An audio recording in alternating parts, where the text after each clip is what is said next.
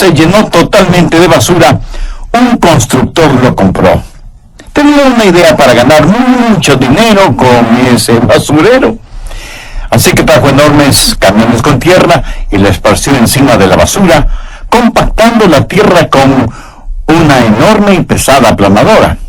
Trajo más tierra y realizó el mismo procedimiento hasta que lo que había sido un inmenso basurero se convirtió en un hermoso terreno firme y nivelado, y entonces comenzó a trazar un conjunto habitacional con amplias calles, hermosos jardines y florecientes árboles.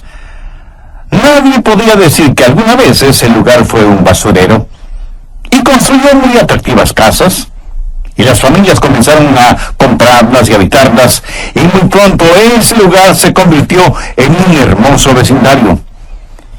Pero después de algunos años, el suelo comenzó a ceder y se abrieron grietas en las calles y las paredes de las casas comenzaron a partirse, los techos se hundían y fétidos olores salían de la tierra como efecto de la basura podrida sobre la que estaban construidas las casas. Poco a poco las familias fueron abandonando sus destruidas casas y pronto esa comunidad fue abandonada y olvidada. Y los vecinos alrededor de esa comunidad sabían lo que había pasado. Esas hermosas casas fueron construidas sobre basura. Ahora nos preguntamos por qué tantos hogares están teniendo el mismo destino. ¿Por qué tantos hogares están derrumbándose? Mi amigo, cuando las paredes comienzan a agrietarse, es mejor examinar la base, el fundamento, para descubrir sobre qué estamos construyendo en nuestros hogares. El pasaje de la Escritura que vamos a estudiar es fundamental para el hogar, porque nos dice cómo se debe construir un hogar. En realidad es la historia de Abraham y Sara. Bien, leamos 1 de Pedro 3, los versos del 1 al 8. Asimismo vosotras, mujeres, estad sujetas a vuestros maridos, para que también los que no creen a la palabra sean ganados sin palabra por la conducta de sus esposas, considerando vuestra conducta casta y respetuosa. Vuestro atavío no sea el externo de peinados ostentosos, de adornos de oro o de vestidos lujosos, sino el interno del corazón, en el incorruptible ornato de un espíritu afable y apacible, que es de grande estima delante de Dios. Porque así también se ataviaban en otros tiempos aquellas santas mujeres que esperaban en Dios, estando sujetas a sus maridos, como Sara obedecía a Abraham, llamándole Señor, de la cual vosotras habéis venido a ser hijas, si hacéis el bien, sin temer ninguna amenaza. Vosotros, maridos, igualmente, vivid con ellas sabiamente, dando honor a la mujer como a vaso más frágil y como a coherederas de la gracia de la vida, para que vuestras oraciones no tengan estorbo. Finalmente, sed de un mismo sentir, compasivos, amándoos fraternalmente, misericordiosos, amigables. Qué maravilloso pasaje es este.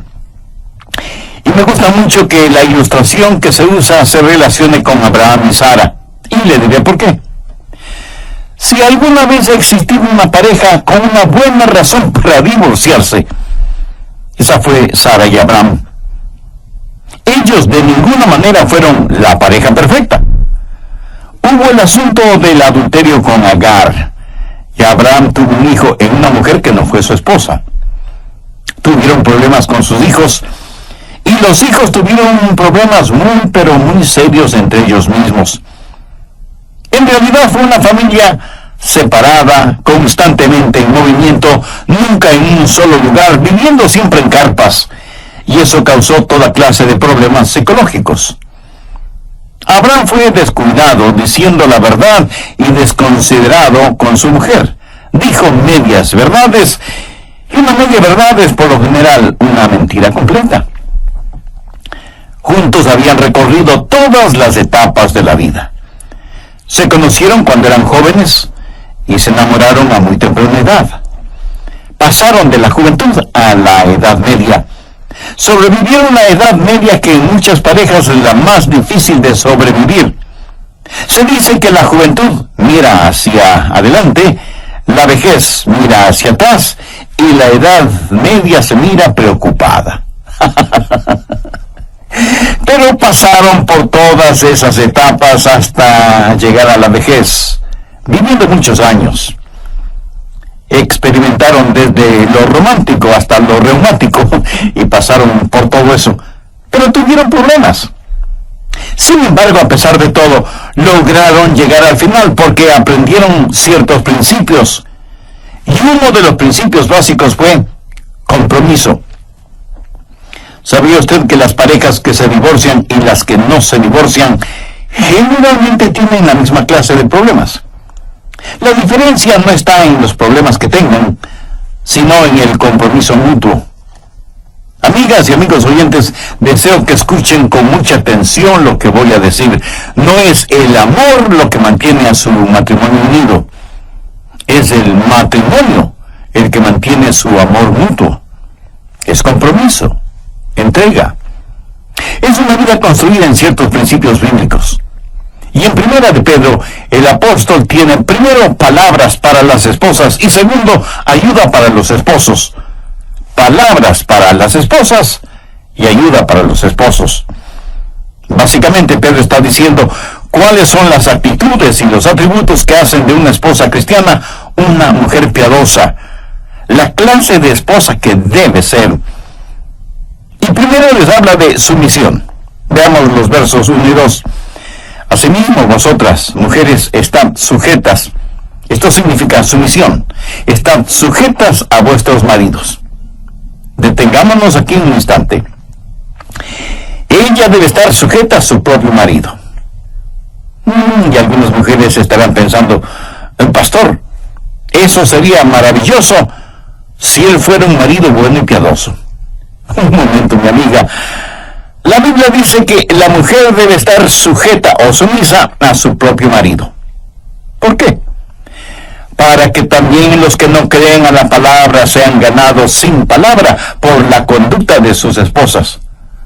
Por lo tanto, una esposa cristiana piadosa debe estar sometida a su esposo. Ahora, en esta época de la liberación femenina, se dice que las mujeres no deben estar sometidas a nadie ni a nada. Pero la sumisión es una realidad de la vida, y no es algo malo, sino algo bueno. Verá, la sumisión es necesaria para el liderazgo, y el liderazgo es necesario para triunfar en la vida. Sin sumisión no puede haber orden en el hogar, y sin orden en el hogar no podemos funcionar. Lo he dicho varias veces, pero es bueno decirlo una vez más. Cualquier cosa sin cabeza está muerta, y cualquier cosa con dos cabezas es un monstruo. Y es Dios mismo quien ha puesto al marido como cabeza del hogar. Esto de ninguna manera significa que la mujer es inferior, o que el marido es superior.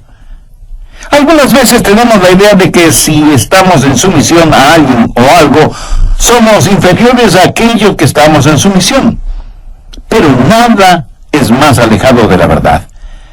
Un versículo clave en esto es 1 Corintios 11:3. Pero quiero que sepáis que Cristo es la cabeza de todo varón. Cristo es la autoridad sobre todo hombre, y la autoridad sobre la mujer es el hombre, y la cabeza de Cristo es Dios. Así que lo siguiente es el orden de autoridad desde el punto de vista de Dios. Dios el Padre, luego Dios el Hijo, luego el hombre y luego la mujer. Dios el Hijo está bajo la autoridad de Dios el Padre. ¿Quiere decir que Dios el Hijo es inferior a Dios el Padre? De ninguna manera. Si usted sabe algo sobre teología cristiana bíblica, sabe que adoramos a un Dios revelado en tres personas, Padre, Hijo y Espíritu Santo. Los tres son iguales y son uno en esencia. Todos sabemos que a los ojos de Dios, hombres y mujeres somos iguales. Anote Gálatas 3:28. Ya no hay judío ni griego, no hay esclavo ni libre, no hay varón ni mujer, porque todos vosotros sois uno en Cristo Jesús. ¿No es eso extraordinario? Con Dios no hay diferencia de personas, o de razas, o de lenguas. Todos somos uno delante de Dios. Y si alguien me dice, un momento, pastor, ¿no elimina eso la idea de sumisión? No, de ninguna manera. ¿Sabe lo que el diablo quiere hacer? Quiere tomar el hecho de que somos uno e iguales y tratar de hacernos idénticos. Escúcheme, hombres y mujeres somos iguales, pero no somos idénticos. La intención del diablo en estos días es el hacer a hombres y mujeres idénticos bajo el disfraz de hacerlos iguales. Dios nos hizo iguales, pero no nos hizo idénticos. Nos hizo diferentes para poder hacernos uno. Si no fuéramos diferentes, no podríamos tener unidad.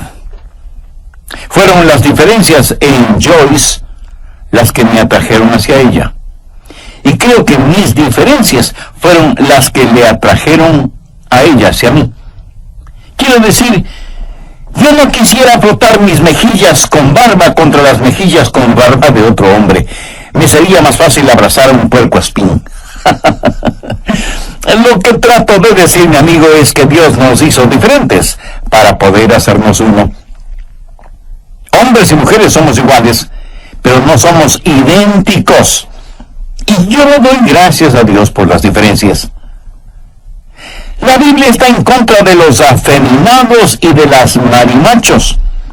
Y dice que al principio Dios los hizo varón y hembra. Así que cuando una mujer está sujeta a su marido, no es inferior a su marido. Así como Dios el Hijo, por estar sujeto a su padre, no es inferior a su padre.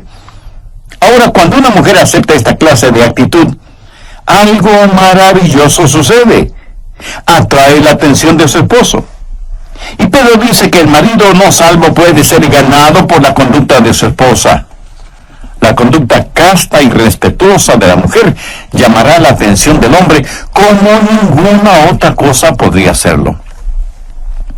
Ruth Graham, la esposa del evangelista Billy Graham, solía decir, es la labor de la mujer amar a su esposo. Es la labor de Dios el hacer bueno a ese esposo. Sumisión no es inferioridad, de hecho es superioridad. Usted nunca se parecerá más al Señor Jesucristo que cuando se somete. Y nunca se parecerá más al diablo que cuando se subleva. Dios dice que el marido es la cabeza del hogar y eso es todo. No significa que él es superior a ella. Solo significa que para que un hogar funcione como Dios quiere, el hombre es la cabeza y la mujer debe estar sujeta a él. Así que para la mujer, lo primero es sumisión. La segunda cosa que quiero que note es su manera de hablar. Pedro dice que los maridos que no creen en la palabra pueden ser ganados por la conducta silenciosa de sus esposas.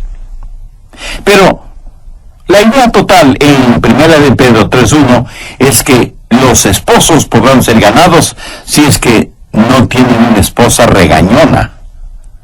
Ahora, de lo que yo sé, ningún hombre se ha convertido al cristianismo por medio de una mujer regañona.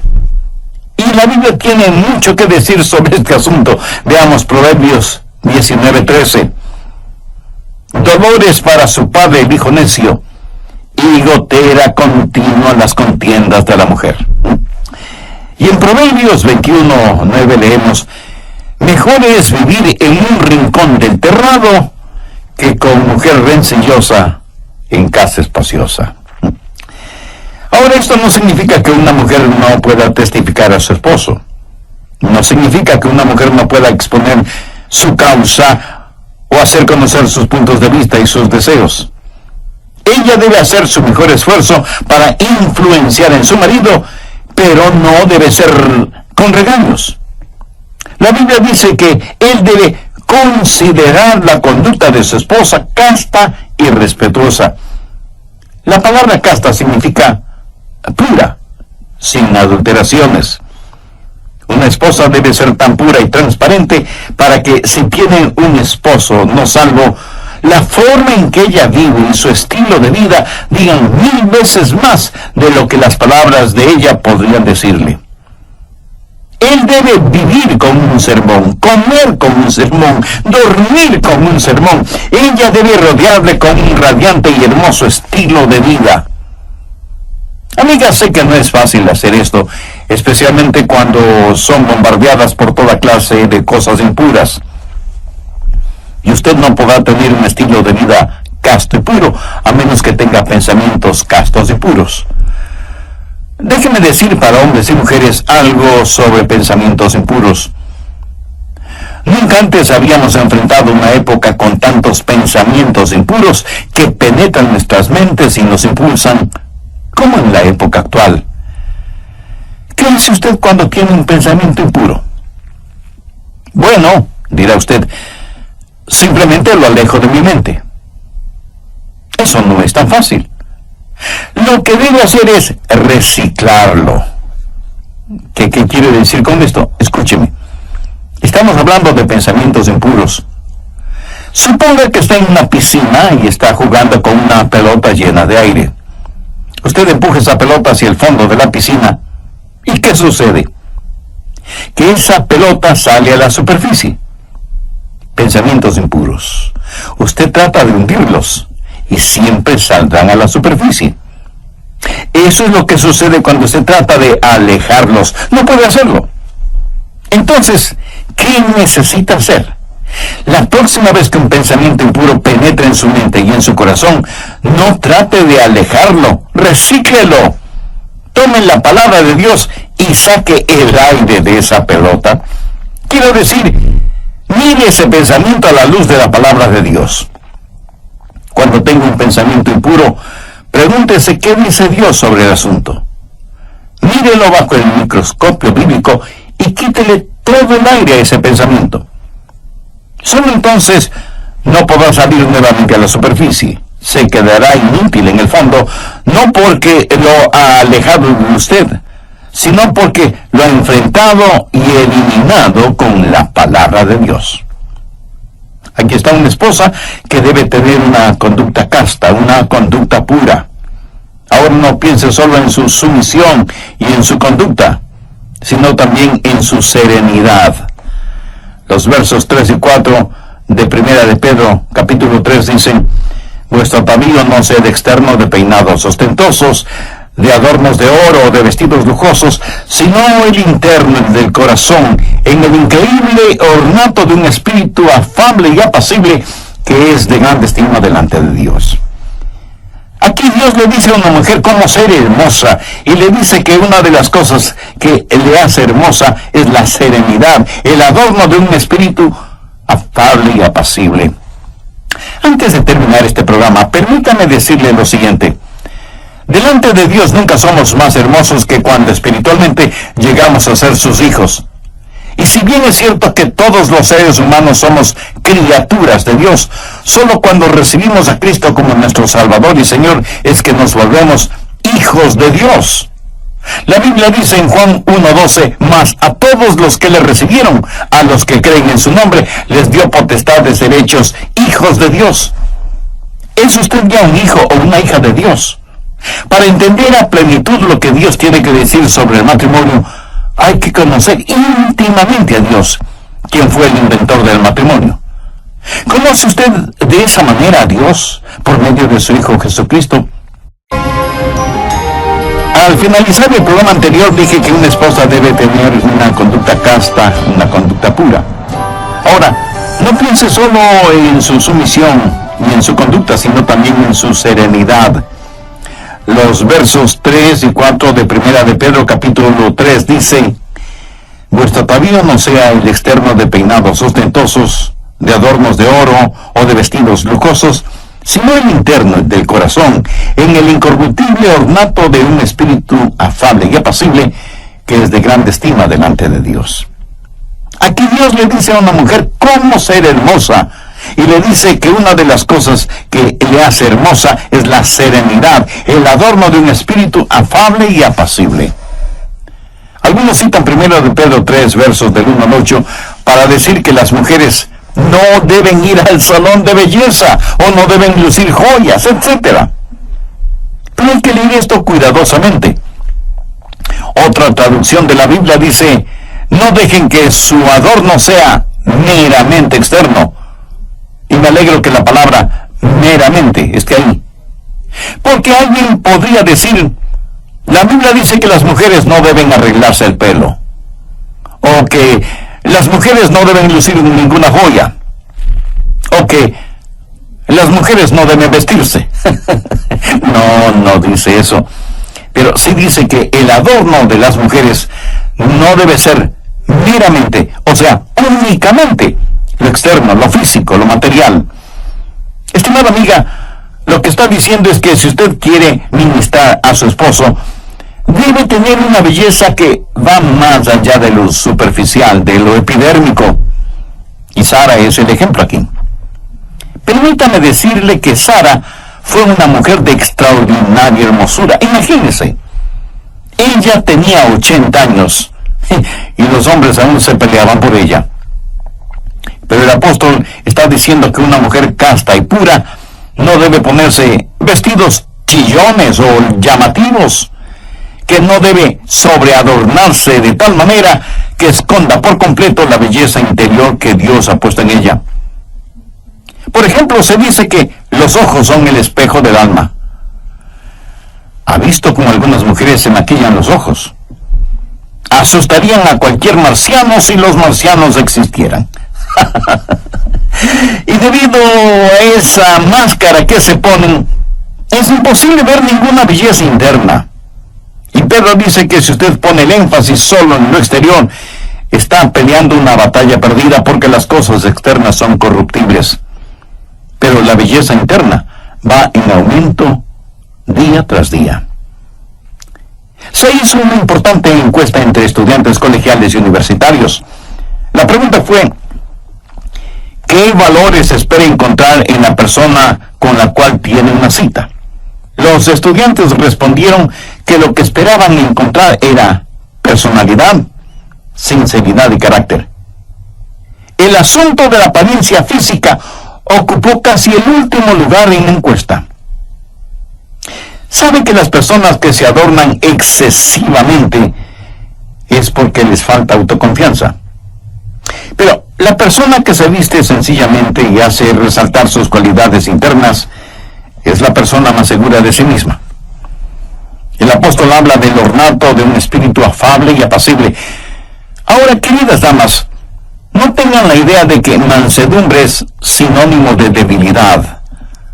La palabra afable aquí era usada para describir a los soldados en el ejército romano, y ellos estaban bajo el comando del cuartel general.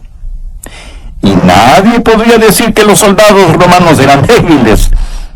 Pero esta palabra la usaban para describir a un caballo salvaje en el desierto, al que enseñaban a llevar la brida y la montura.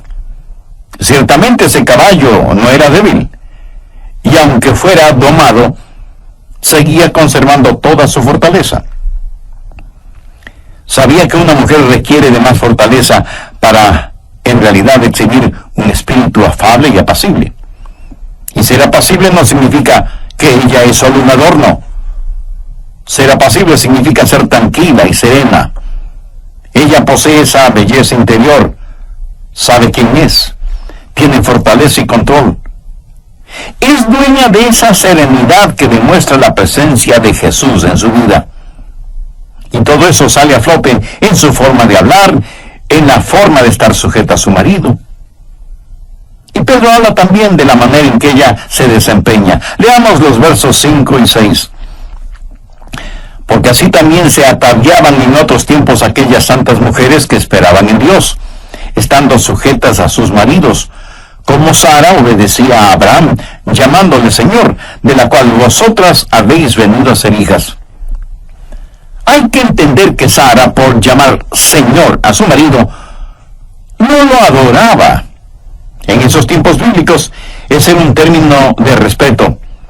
Ella tenía respeto por su esposo, y como resultado ella también era respetada. La Biblia dice que ella obedecía a Abraham. Obedecer literalmente significa suplir para las necesidades de otro. Sara se veía a sí misma como quien había sido dada a Abraham para suplir sus necesidades emocionales, espirituales y físicas. La Biblia dice que una esposa es ayuda idónea para su esposo. Ella lo completa. No está para competir con él, sino para completarlo. Ella debe ser para él lo que el arco es para el violín. Así dice Dios que debe ser una esposa. Y Sara es un extraordinario ejemplo. Pedro tiene palabras para las esposas y ayuda para los esposos. ¿Cómo debe ser un esposo? Lo primero que quiero que note es lo que dice el verso 7. Vosotros, maridos, igualmente, vivid con ellas sabiamente. Lo que el marido necesita es conocimiento. El problema con la mayoría de los maridos es que están tan sobrecargados de ignorancia. Discúlpenme, amigos, pero eso es la verdad. Por eso la Biblia dice, vivid con ellas sabiamente. La razón por la cual los maridos no tienen conocimiento es que sencillamente no se dan cuenta. Mi amigo, si le importa a su esposa, se dará cuenta que usted padece de dos cosas. Primero, la ceguera de los negocios, y segundo, la falta de interés para escucharla.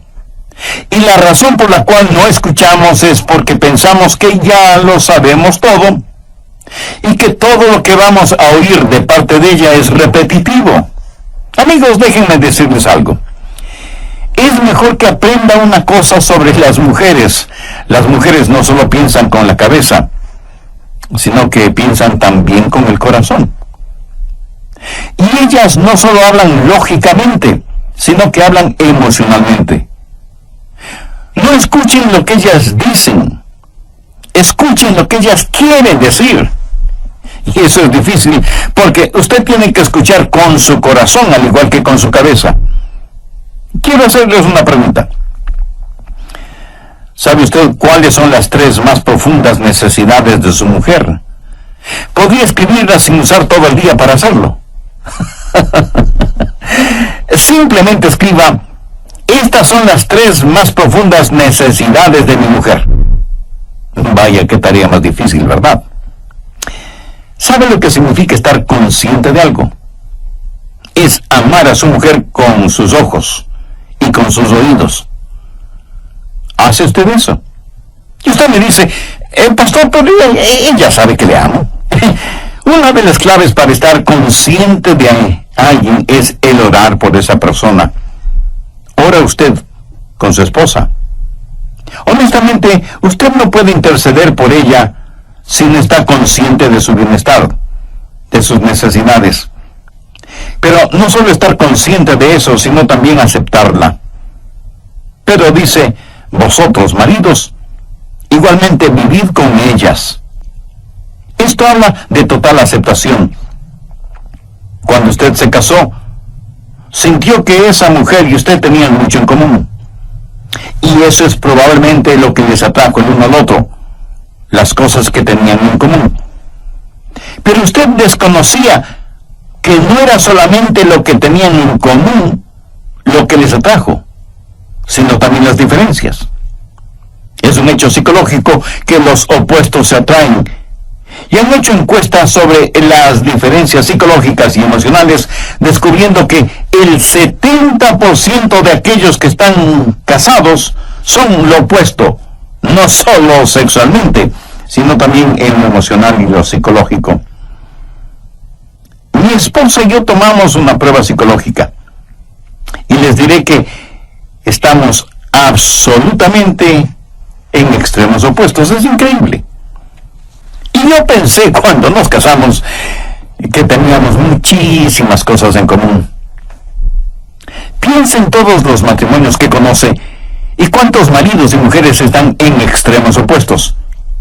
Si al uno le gusta levantarse temprano, al otro le gusta seguir durmiendo. Uno habla sin cesar, otro es más silencioso que una lápida.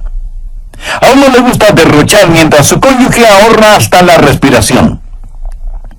Ella puede ser muy organizada y de seguro el esposo será totalmente desorganizado. Uno de los dos es del tipo romántico, mientras mientras lo más romántico del otro es regalarle un cacto espinoso. Uno de ustedes es puntual, el otro siempre tarde. Y si él es impulsivo, ella no puede tomar una decisión. Necesita 30 minutos en un restaurante para ordenar una hamburguesa con papas fritas. ¿Quién está en lo correcto o quién está equivocado? En la mayoría de los casos, ninguno hace lo correcto ni lo equivocado, solo son diferentes. Pero a los maridos, la Biblia les dice que vivir con ellas. Ella debe vivir con usted. ¿Sabe?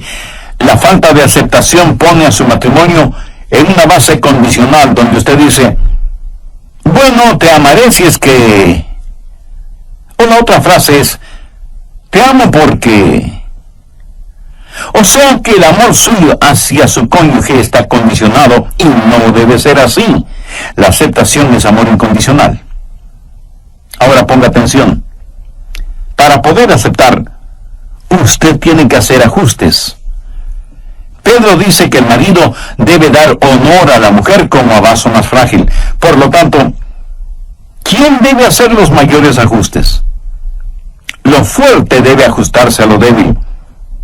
Y porque lo fuerte puede ajustarse a lo débil no puede ajustarse a lo fuerte. Eso es lógico. Debe haber ajustes. El marido debe dar honor a su mujer como a vaso más frágil. Y si usted me pregunta qué significa vaso frágil en relación con la mujer, francamente no lo sé, porque las mujeres sobreviven a los hombres. Sabía que financieramente las mujeres controlan un enorme porcentaje del dinero, y sin embargo la Biblia les llama vaso frágil. Yo creo que el vaso frágil es el vaso más fuerte debido a la debilidad del vaso fuerte por el vaso frágil. Espero que me haya entendido. Pero el que la mujer sea el vaso frágil de ninguna manera significa que sea un vaso inferior. ¿Cuál es inferior? ¿Ese hermoso florero de cristal en la sala de su casa o la olla de acero en la cocina? La olla de acero es inferior, pero el florero es frágil. ¿Qué es más delicado, la seda o el lienzo? El lienzo es más fuerte, pero la seda es delicada. Lo que Dios está diciendo es que le ha dado a la mujer una naturaleza más delicada, y por lo tanto es la responsabilidad y privilegio del marido el hacer los ajustes necesarios. Alguien se preguntará, ¿por qué me casé con esta mujer? Le diré por qué. Ella es como la lija, y Dios la usa para lijarlo y hacer de usted lo que debe ser. Por lo tanto, no trate de cambiar a su cónyuge. ¿Sabe? La mayoría de nosotros pensamos, bueno, le cambiaré a él o a ella después de que nos casemos. Y después de casados, un día usted viene y le dice a su esposa, querida, te he inscrito en un curso de mejoramiento personal. No haga eso. Solo acéptela. Hombres y mujeres tenemos cosas que necesitan ser cambiadas. ¿Quiere saber cómo cambiar a su cónyuge? Escúcheme. La única manera que en realidad puede cambiar a su cónyuge es cambiando usted mismo. Piense sobre esto. Y si se está preguntando cómo eso puede cambiar a su esposa, se lo explicaré. Cuando usted cambia, le está dando a ella algo sobre lo que ella debe reaccionar. Y ella no podrá reaccionar hacia usted como acostumbraba anteriormente, porque usted no está actuando como lo hacía anteriormente. Usted le ha dado a ella algo diferente.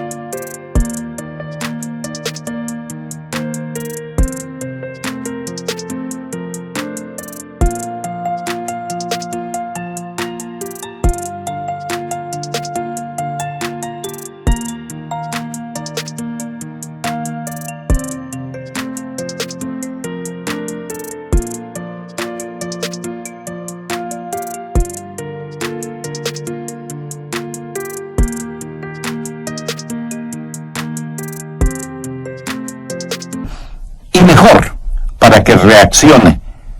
Pero mientras tanto, usted necesita ajustarse a ella. El amor maduro dice, te amo, por lo tanto voy a cambiar. El amor egoísta dice, para que te pueda amar, tienes que cambiar. El otro elemento es aprecio. Pedro dice, dando honor a la mujer. Aquí la raíz de la palabra honor significa mostrar buenas maneras a su esposa.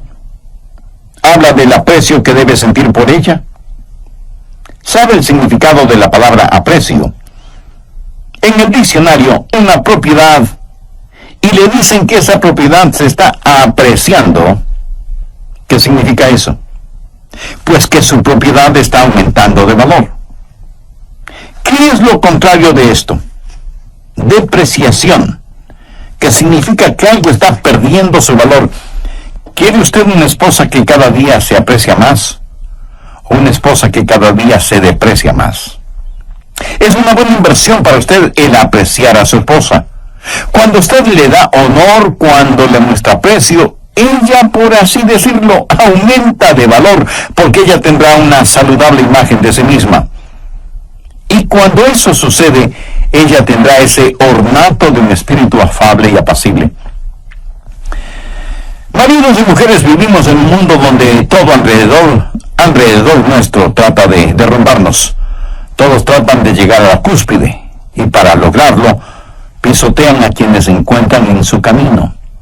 Esposos y esposas necesitan alguien que los anime y levante. ¿Sabe lo que cada persona necesita? Cada persona necesita aprecio.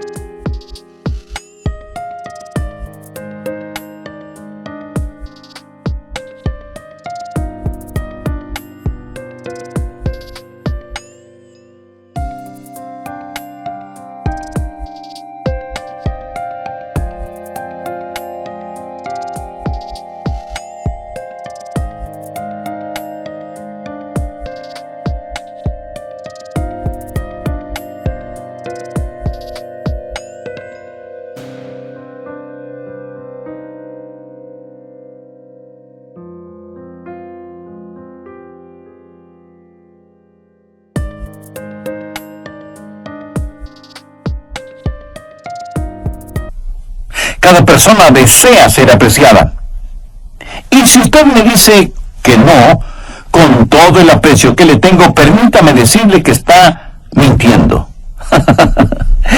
¿Sabe de quién anhelo escuchar palabras de aprecio? Pues de mi esposa. Porque las palabras de aprecio son muy importantes en la vida de cualquier ser humano. Por lo tanto, ¿cuán significativo es que el esposo dé honor a su mujer, alabe a su mujer? Y note que estoy diciendo alabe a su mujer, no digo adule a su mujer. La genuina alabanza está fundamentada en la verdad. El adulo, por lo general, es engañoso y se basa en mentiras. Leemos en el Salmo 5, verso 9, porque en la boca de ellos no hay sinceridad.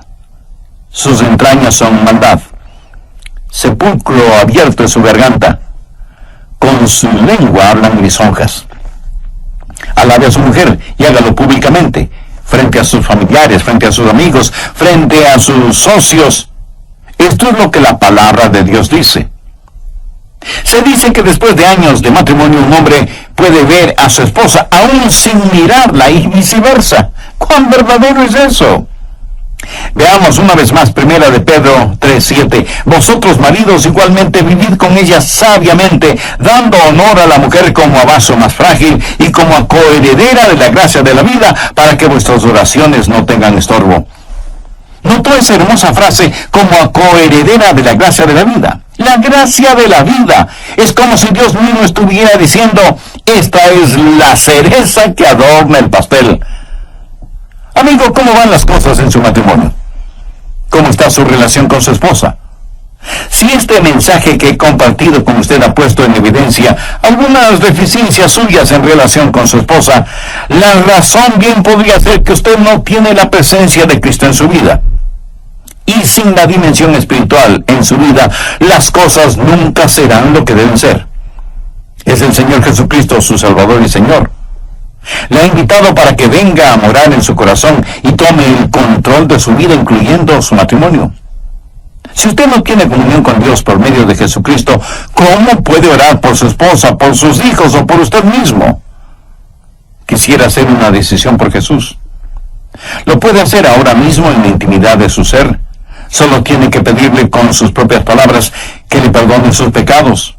Reconocer que es un pecador y que necesita salvación. Agradecer a Jesús, quien murió y dio su vida en la cruz del Calvario y derramó su sangre por sus culpas, para que usted pueda tener vida eterna y vida en abundancia. Si usted hace esta decisión espiritual, la Biblia dice que hay regocijo en el cielo por cada pecador que se arrepiente. Nos sentiremos sumamente honrados si usted nos escribe contándonos de su decisión por Cristo. Así nos dará también la oportunidad de orar por usted, por su esposa y por su familia.